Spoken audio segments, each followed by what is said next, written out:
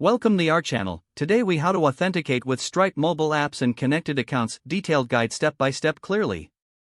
To authenticate with Stripe and mobile apps, begin by setting up your Stripe account. Visit the Stripe website and create your account if you haven't done so already. Once your account is created, navigate to the API keys section in the Stripe dashboard. Copy your publishable key, as you will need it for the client side of your application. For security reasons, also generate a secret key that will be used server-side. Next, integrate the Stripe SDK into your mobile application. For iOS, include the Stripe SDK using CocoaPods. For Android, add the Stripe dependency in your build.gradle file. After integrating the SDK, create an authentication method in your app. Use the Stripe API to create a payment intent or setup intent as needed. When setting up authentication for connected accounts, ensure you're using OAuth. Implement the OAuth flow by directing your users to Stripe's authorization page. Once redirected, users will grant your app permission. After the user authorizes, you'll receive an authorization code. Exchange this code for an access token by making a server-side request to Stripe's API.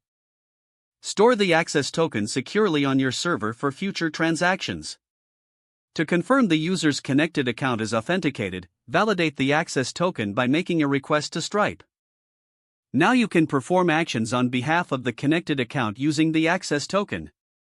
When processing payments, include the connected account ID in your API requests. Test the entire flow using Stripe's test mode to ensure everything works correctly. Once tests are complete, switch to live mode by using your live API keys. Deploy your app and monitor transactions through the Stripe dashboard for real-time updates. Finally, ensure you're compliant with local regulations regarding payment processing and data security. If the page does not load, refresh the browser or try again in a private or incognito window.